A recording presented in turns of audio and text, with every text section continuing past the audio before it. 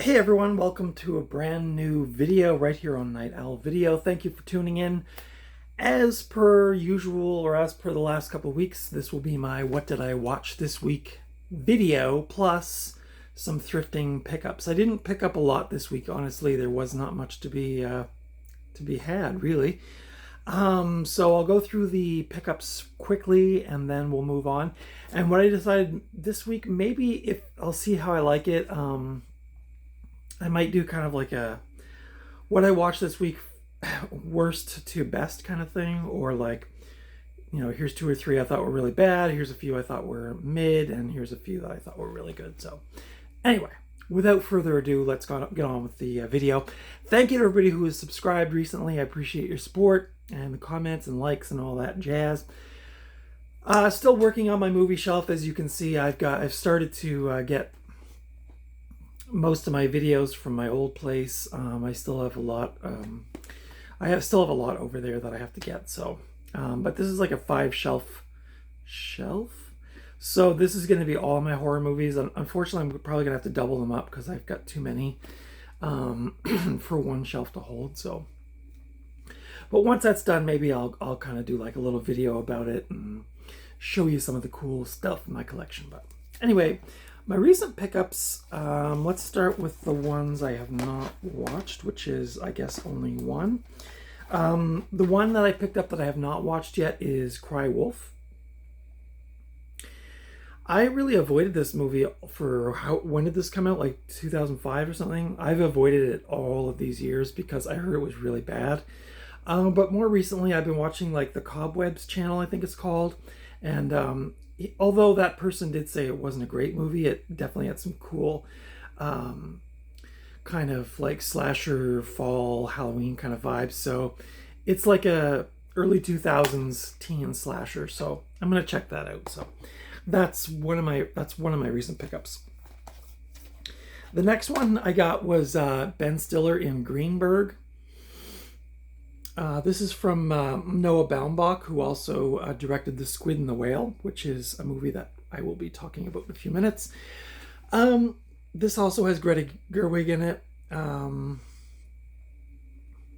I actually watched this on streaming last week, and then I found the Blu-ray just a couple of days ago, so I decided to grab it and add it to my collection because this movie's weird. Like, I remember watching this when it came out back in like the mid 2000s, and I really didn't care for it. It's a really awkward movie. Ben Stiller's character is so awkward. But the funny thing is over the years, I think I'm turning into Greenberg, and the character really resonated with me because he's kind of like a bit of an outsider. He has a lot of strange thoughts. He has really awkward conversations with people. And I was just like, oh, I kind of identify with this character. I really like Greta Gerwig in this too. She's really, really cool in this movie. So, and like I like Noah Baumbach. I think that Squid and the Whale is probably one of my favorite dramas from the 2000s. And so, yeah, added this to the collection. I did watch most of it on streaming, and then I had to finish it on Blu-ray because I was watching it at work actually. So, no, it's okay. I'm allowed to watch movies at work. Yeah, it's a cool movie. Jennifer Jason Leigh is also in here. It's one of those, like, I mean, I hate to use the word indie because I hate that with the way that word's been bastardized, but it is kind of like in that Squid and the Whale, Little Miss Sunshine, Paul Anderson, I don't know, that kind of vibe. Like, it's just a very weird, it's a normal drama about a weird character. Or, I didn't even say weird, just like misunderstood maybe. But yeah, I really, really liked the movie on second viewing all these years later, so definitely wanted to add that to my collection, and I'll probably watch it again. Maybe I'll analyze Greenberg's character some more. The next one up I got was one that I watched when it came out on DVD, and I really didn't like it. But I know. I was watching that documentary about folk horror, and they had clips from this movie in it, and I was sort of oddly fascinated why they included it because I thought it was a terrible movie. And then, should I check this out again? And I did. This is the 2019 remake of Pet Sematary, the story based on a Stephen King short, or novel, I should say. And I rewatched this last night and I actually loved it. So this is one of those ones that falls into that camp of like, hated it years ago when it first came out and then rewatched it and kind of loved it. I think John Lithgow did a really good Judson Crandall, and the cat was way more scary in this, as you can see. The kids were good. The one thing I will say about this remake, which I did kind of like, and I'm sure a lot of horror purists will probably disagree with me, but this cut out all the really, really disturbing stuff, per se. So I don't know if this was like a sanitized version, but as you'll recall in the original Pet Sematary, I don't want to ruin it for people, but it's a family living in New England, and one of the kids gets killed. And in the original Pet Sematary, which I don't think I'm giving away, I mean, that movie's got to be, what, 34, 35 years old by now. There's some really disturbing scenes in it. So the death of the child, that scene always really freaked me out, really bothered me. The father falling to the pavement, yelling the kid's name. I, like, even as a teenager watching that, was like, oh God, this is so unsettling. And then, like, they go to the funeral and something really unpleasant happens at the funeral.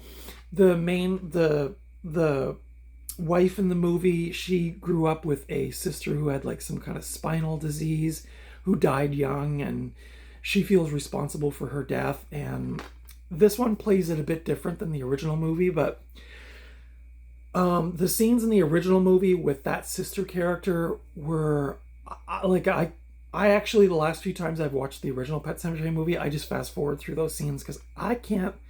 It is just too disturbing. That original Pet Sematary is actually a really disturbing film if you go back for a rewatch. This one, however, a lot less unpleasant in a sense. I love the original Pet Sematary, don't get me wrong. I saw it in the movie theater multiple times. I have the Blu-ray. I've watched it 100 times. I do love it. But this, if you want like a different version of the story, although it's very similar, it does kind of like tone it down a little bit, which I kind of appreciated. Maybe that's just because I'm getting old and I can't take really gross stuff, but I don't know. The next one up I got, this was a real blind buy, Woman in Black 2, Angel of Death. Now, I love the Woman in Black with Daniel Radcliffe from like 2009, I think it was. Again, didn't hear good things about this one at all, but put it on. I would say, here's my analogy on this. If it's much like my analogy on like the Hobbit film series. If you watched the Lord of the Rings trilogy back in the day and you loved going to Middle Earth, and then you sort of, for whatever reason, maybe you're tired of watching the Lord of the Rings trilogy, you want to go back to Middle Earth, The Hobbit offered you that thing. The same with the Star Wars sequels, the newer ones. You want to go back to Star Wars land, here's some more of the same. If you want to go back to the creepy castle where Daniel Radcliffe was, it's more of the same. Not as intense as the first one. This one is a band of children in World War II that have been taken to that house that Daniel Radcliffe was in the first one. And of course, spooky stuff happens. This one's not nearly as spooky as the original, but Hammer Horror. I wish they had done, I don't know if they're still doing stuff. This is from Hammer Horror and the producers of The Woman in Black. So the tagline is, "She never left." So if you've seen the original, you probably know what that means. And the last one I got, which is I bought new and a 4K, and that is John Carpenter's 1982 masterpiece, The Thing. I now have this on VHS, DVD, Blu-ray, and 4K, which is completely ridiculous. And when I got home and had that realization, I was like, what am I doing with my life right now? But anyway, this is absolutely one of my favorite movies of all time, and I'm just curious to see what it looks like in 4K. So those are my pickups for this week. Now, yeah.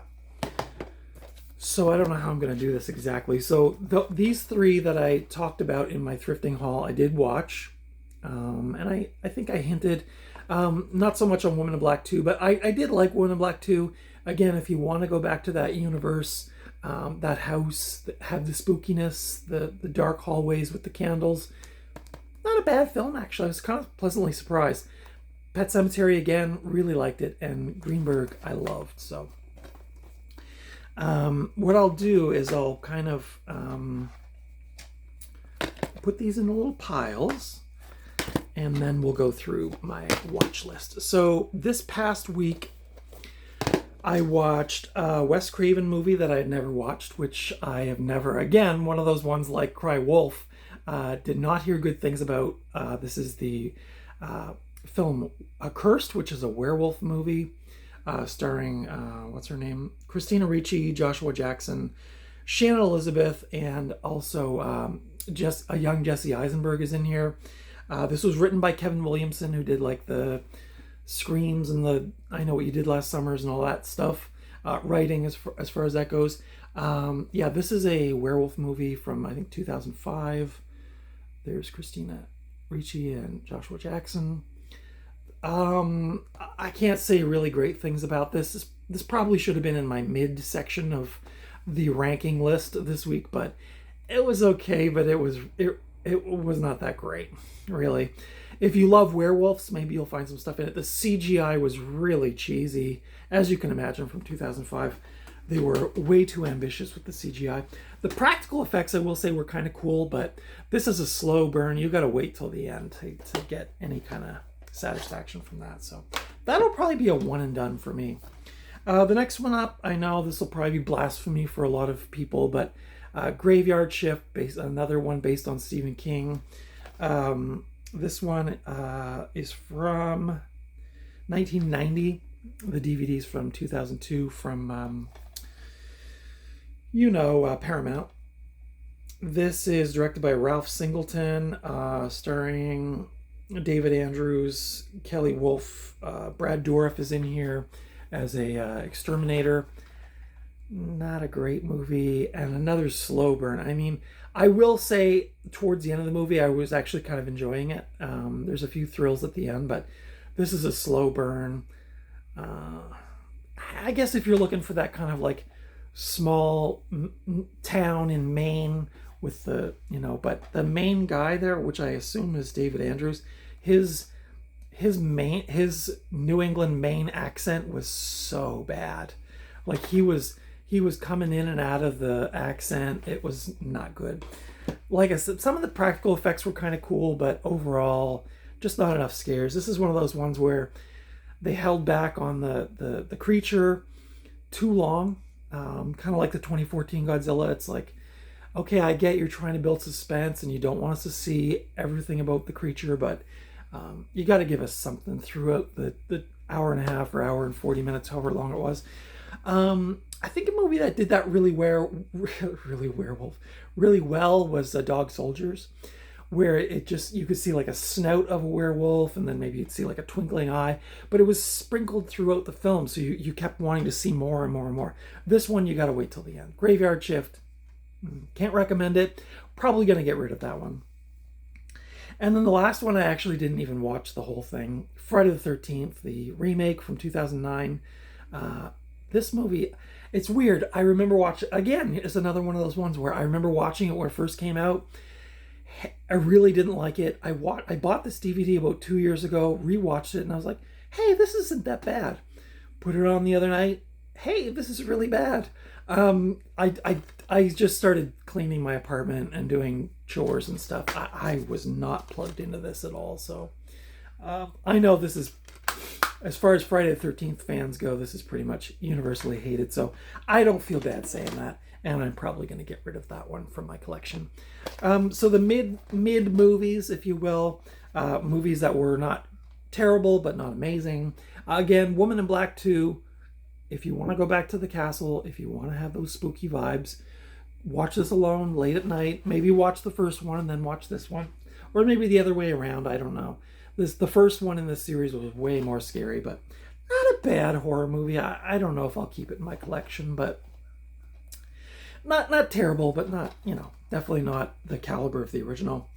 The next one up, This Island Earth. I think I could be wrong. I think I watched this on streaming during the pandemic, and I picked this DVD up last year or the year before, and finally got around to watching it.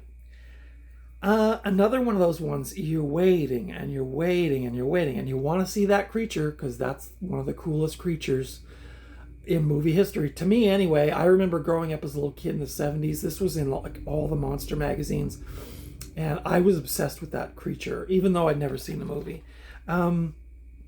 It's schlocky 50s. This is from 1955.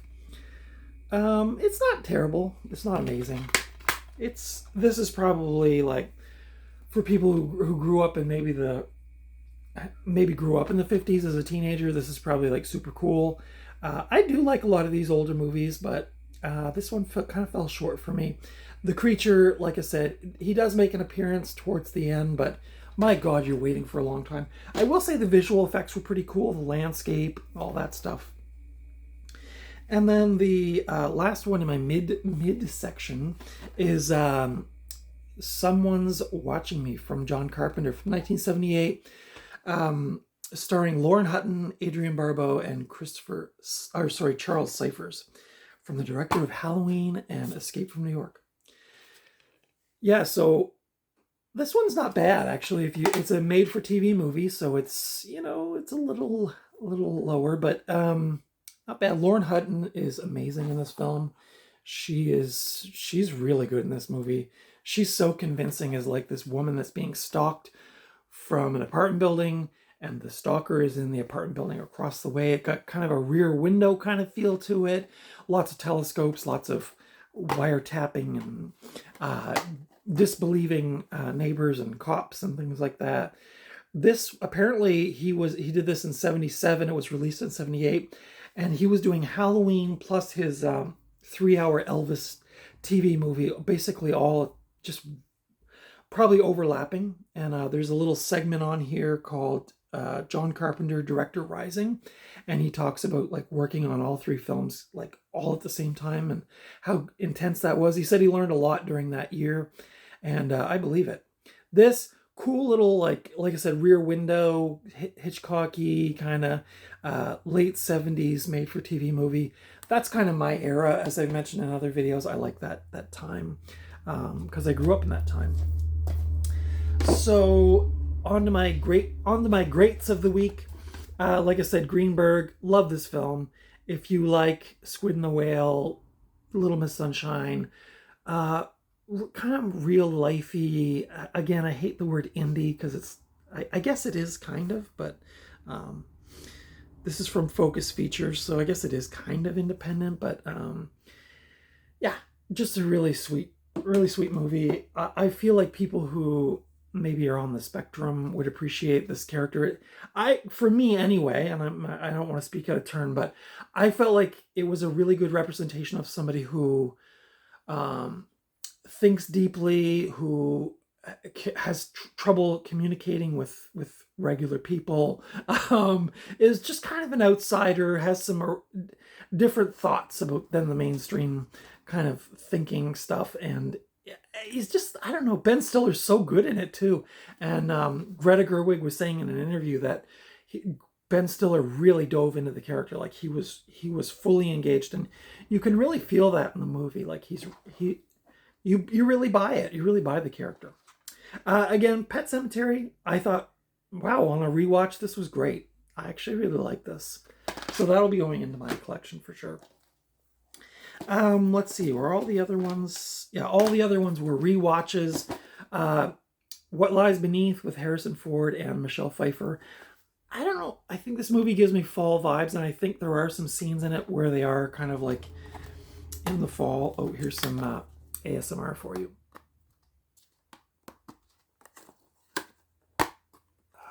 Satisfying maybe for ASMR fans. It's one of those ones that's got the little annoying tabs on the side. I think I said in another video I used to rip those off when I was younger because I thought they were annoying. Yeah, this is a Robert Zemeckis movie. I felt like somebody else cool was involved with this, but maybe I'm wrong. Yeah, this is like another, speaking of Hitchcock, this is another kind of Hitchcockian thriller from the year, I think it's from the year 2000. I love this movie. I've watched this movie so many times. I've shown this to a bunch of people that I love. This is just a great movie for me. I really get into the mood of this movie. Again, if you're looking for those kind of like fall vibes, there's a couple scenes in here that really emit that kind of vibe. Harrison Ford is a bad guy, hard to believe, but he does pull it off.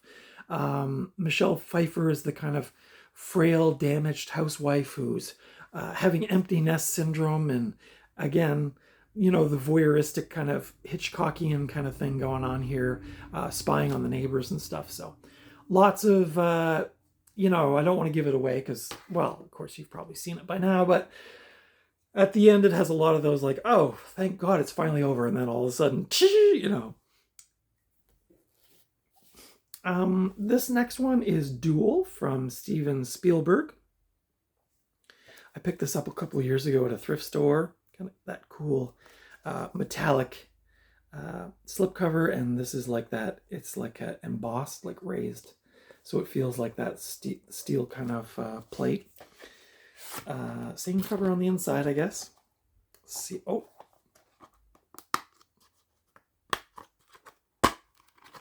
Oh, look inside. Yeah. There's some cool artwork on the disc. There's a little insert.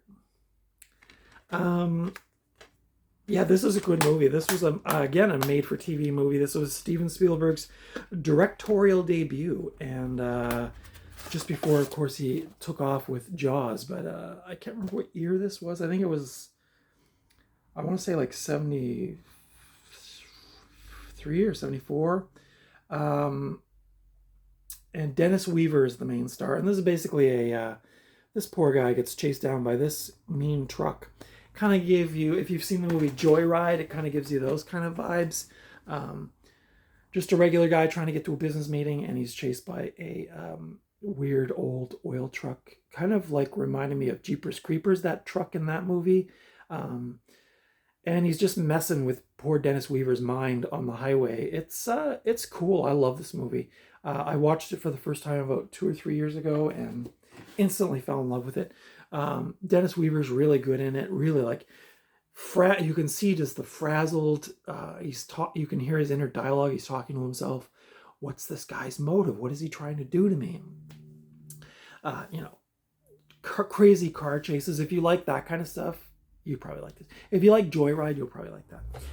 As I mentioned a few minutes ago, the Noah Baumbach movie, Greenberg, he also directed The Squin the Whale from 2005 with a young Jesse Eisenberg and Jeff Daniels, Laura Linney, and Owen Klein, and one of the Baldwins is in here too. This is absolutely one of my favorite 2000s dramas. It's about a family going through divorce in the mid 80s, early 80s, and it just gives you all those vibes. This is another kind of, I always associate this movie with the fall. I don't know if I saw it in the fall or what, but yeah, it just gives me those fall vibes. There's the cat that they have to share once they get divorced. Here's a cool fact. There is the Blockbuster Video store number that I used to work at. Unfortunately, 711. Can't really make out the numbers, but I bought this when I was working at Blockbuster. This is, oh man, this movie just crushes me every time. It has a cool insert with like a bunch of notes about the movie. Yeah, some essays. Let's see what else was popular around this time. We have Saint Ralph. We have Persuasion. We have Dying Gaul. It's All Gone, Pete Tong, 9 Lives, and The Exorcism of Emily Rose. So I guess these were other cool movies around that time. I think Emily Rose is the only one I ever actually saw, but love that kind of stuff when you open up a DVD and you see all the cool vintage inserts and things like that. But yeah, this movie's really, really good. If you're looking for a heartfelt, set in the 80s, kind of autumnal feeling, It's very intense, though. If you're not feeling emotionally strong, I'd probably avoid it. But if you're in a good place and you want to explore the dynamics of divorce and how it affects kids and families, then this is for you. Jesse Eisenberg really shines here, and it's a no wonder that he went on to become the star that he is. The next one is a rewatch, of course, Halloween 3, Season of the Witch. I rewatched this the other night for getting into spooky time, and this is a cool movie. This is one I did not grow up with, though. Another one of those ones where, like, I remember being a teenager, I think we saw Halloween. I feel like I saw Halloween 2 first, and then we started watching the other ones. But this one was universally hated, as a lot of you may remember back in the 80s, because Michael Myers isn't in it. And so we just avoided this like the plague. So I never watched it. A couple of years ago, I picked up this Blu-ray, watched it, and I was like, why did this movie get so much hate? Just because of the lack of Michael Myers? I don't know, but it's a super cool Halloween movie. It's got all the chills and thrills. What's his face is in there. I always forget his name, but I can't see in the dark. I can't see the fine print, but you know the guy. There's the Tom Atkins. Is that it? Sorry guys, my memory is not what it used to be, and I'm not one of these like I can rattle off every detail of every movie, but yeah, I really like this. If you're looking for a cool Halloween movie and you've never seen this movie, as a lot of you know, has kind of caught on over the last few years as it's sort of getting some attention and some love, and yeah, it's well deserved. I thought it was a great movie. And the last one I watched this past week was Damons II from Lamberto Bava, which I believe is Mario Bava's son. And Dario Argento is in on here as, I think, a producer.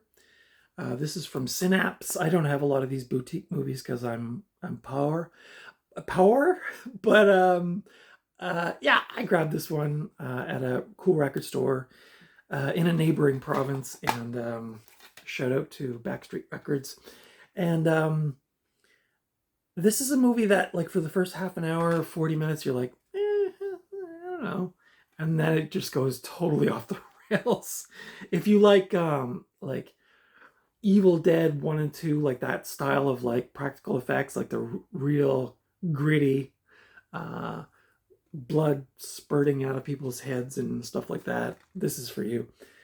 It does have, I guess, a bit of comedic elements to it, but I would say moreover it's kind of, I don't know, they're supposed to be demons, but to me they kind of act like zombies. But yeah, I really like this movie.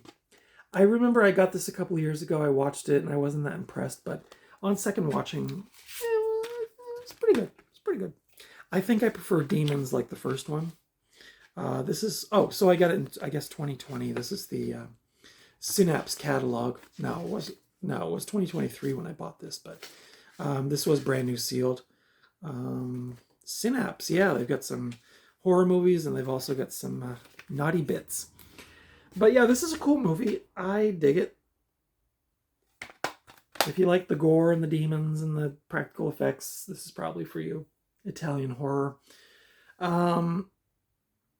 It has Carolina Cataldi Tassoni, Bobby Rhodes, a young Asia Argento is in here in her first film role, and it says it's from the golden age of Italian splatter films. So yeah, that's it. So that's my watch pile from this week. Oh, I also saw Beetlejuice II, or Beetlejuice in the movie theater last night. I thought it was pretty cool. Definitely the first half an hour to 40 minutes, I was a little iffy there, but it definitely got weirder as it went along, and it still had that kind of like Tim Burton charm. It had, what was that song? I think it was MacArthur Park at the end, which was a weird choice for a song. I think, although I think they changed the lyrics to fit the scene. But I always loved that song from the Four Tops. But yeah, it had a couple swear words in it, like the F-bombs, which kind of turned me off a bit because the original I don't think had any swear words in it. That kind of turned me off a bit because I was like, this isn't that kind of movie. But maybe they're trying to appeal more to a younger audience. I would say with Jenna Ortega in it, clearly trying to appeal to the younger audience, but it was okay. I'd probably give it a 3.5 out of 5. But anyway, that's it for today from me. I hope you enjoyed my watch list and my pickups and my commentary on these films. Sorry this ran a little long again, but it's the nature of the beast. Yesterday I watched 4 movies. It was kind of my day off, though I had to do some work-related stuff, but I watched, Somebody's Watching Me. I watched The End of Greenberg. I watched Damons II. And then I watched the Beetlejuice, the movie theater. So yesterday was a movie-heavy day for me. That's why I probably have a few extras today. But that's it for today. Leave comments below. Did you watch any of those movies? Do you love any of those movies? What did you watch this past week? I'd love to hear from you. Consider subscribing if you haven't already. Consider giving me the thumbs up if you like this kind of content. And follow me over on Instagram at Night Owl Video, though I'm hit or miss on that. I really prefer to make the videos. But anyway, that's it for today. Thank you so much for watching. Until next time, I will see you at the video store or the thrift store, or just out and about somewhere. But until next time, take good care of yourselves, and I'll see you in the next video. Bye.